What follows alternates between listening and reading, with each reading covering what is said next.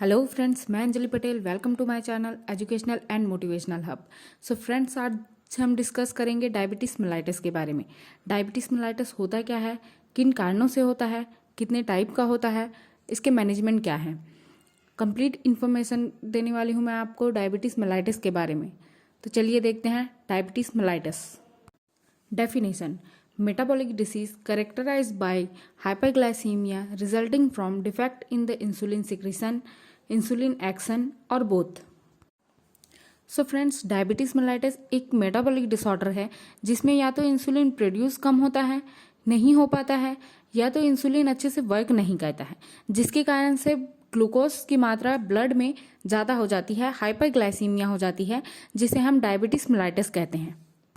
Diagram में आप देख सकते हैं कि इंसुलिन किस तरह से वर्क करता है। इंसुलिन रिसेप्टर होते हैं सेल में, जिसमें जाके इंसुलिन फिट होता है और जो ग्लूकोज चैनल होता है उसको ओपन करता है, जिसकी वजह से जो हमारे बॉडी के सेल्स हैं उसमें ग्लूकोज एंटर कर पाता है। अगर इंसुलिन रिसेप्टर में जाने फिट नहीं हो पाता, किसी कारणों से अगर रिसेप्टर में नहीं जा पाता इंसुलिन, तो ग्लूकोज चैनल ओपन नहीं होते हैं और ग्लूकोज ब्लड में ही सर्वाइव करते रहते हैं, जिसके कारण से हाइपरग्लाइसीमिया होता है। सो फ्रेंड्स, डायबिटीज़ मेलाइटिस जो है 3 टाइप के होते हैं: insulin dependent diabetes mellitus, non insulin dependent diabetes mellitus और जेस्टेशनल डायबिटीज़ मेलाइटिस, जिसे हम type 1 diabetes mellitus, type 2 diabetes mellitus और जेस्टेशनल डायबिटीज़ मेलाइटिस के नाम से भी जानते हैं। तो आइए देखते हैं type 1 diabetes mellitus. Type 1 diabetes, also called juvenile diabetes, insulin dependent diabetes mellitus, a chronic condition in which the pancreas produces little or no insulin. It is most common type of diabetes mellitus in children, occur about 5 to 10% cases. Means ये जो diabetes mellitus है वो most commonly children को affect करता है। जो भी diabetes mellitus के केस पाए जाते हैं उसमें से 5 to 10% case juvenile diabetes mellitus का होता है या इंसुलिन डिपेंडेंट डायबिटीज मेलाइटिस का होता है। इंसुलिन डिपेंडेंट डायबिटीज मेलाइटिस, जैसे कि नाम से ही क्लियर है कि टाइप 1 डायबिटीज मेलाइटिस में इंसुलिन का डिपेंडेंसी होती है। मीन्स पेंक्रियास के जो सेल होते हैं वो इंसुलिन या तो प्रोड्यूस ही नहीं कर पाते या तो बहुत लेस अमाउंट में करते हैं, जो कि सफिशिएंट नहीं होता है। इसलिए इस कंडीशन में पेशेंट को इंसुलिन लेना पड़ता है। नेक्स्ट हम देखते हैं type 2 diabetes, also called adult onset diabetes, non insulin dependent diabetes mellitus. In type 2 diabetes, your body is not able to effectively use insulin to bring glucose into your cell. It is most common type of diabetes mellitus, occur about 90 to 95% cases. Type 2 diabetes mellitus को adult onset diabetes भी कहा जाता है, क्योंकि ये most commonly adult को affect करता है। और जो जितने भी डायबिटीज के केस पाए जाते हैं उसमें most common type of diabetes mellitus type 2 diabetes mellitus होता है। 90 to 95% केस में पाया जाता है। इस केस में इंसुलिन डिपेंडेंट नहीं होता है, मतलब इंसुलिन की ज़रूरत नहीं पड़ती है। इसे मेडिकली ट्रीट किया जाता है, मेडिसिन से ट्रीट किया जाता है, इसलिए इसको non insulin dependent diabetes mellitus भी कहते हैं। इसमें जो है इंसुलिन प्रोड्यूस तो ठीक से होता है लेकिन वर्क अच्छे से नहीं कर पाता है, जिसकी वजह से जो ग्लूकोज है वो ब्लड में एक्सेसिव मात्रा में मिलता है, जिसके कारण हाइपरग्लाइसीमिया हो जाता है।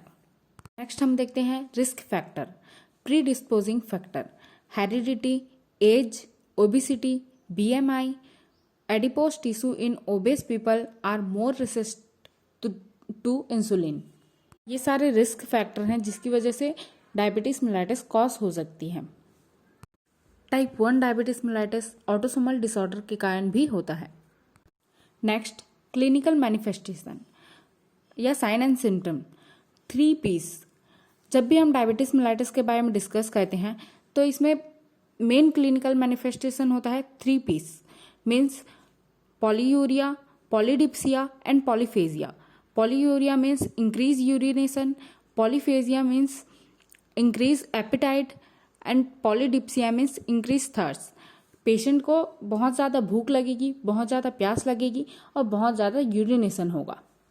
इसके अलावा फैटिग, वीकनेस देखने को मिलेगा, सडन विजन चेंजेस देखने को मिलेगा, ड्राई स्किन देखने को मिलेगा, स्लो वुंड हीलिंग देखने को मिलेगा, वेट लॉस, नोजिया, वॉमिटिंग, इस तरह के साइन एंड सिम्टम देखने को मिलेंगे। ट्रीटमेंट, टाइप 1 डायबिटीज मेलाइटिस के लिए ट्रीटमेंट जो है इंसुलिन थेरेपी होती है। इंसुलिन थेरेपी जरूरी होता है टाइप 1 डायबिटीज को ट्रीट करने के लिए। टाइप 2 डायबिटीज मेलाइटिस के लिए उनको सेल्फ केयर प्रोवाइड करना होता है। Anti diabetic medicine like metformin provide करना पड़ता है। और जो टाइप 2 डायबिटीज मेलाइटिस है उनको ट्रीट करने के लिए एक्सरसाइज, डाइट थेरेपी, मेडिटेशन दिया जाता है। Next, complication, type 1 diabetes mellitus के कॉम्प्लिकेशन।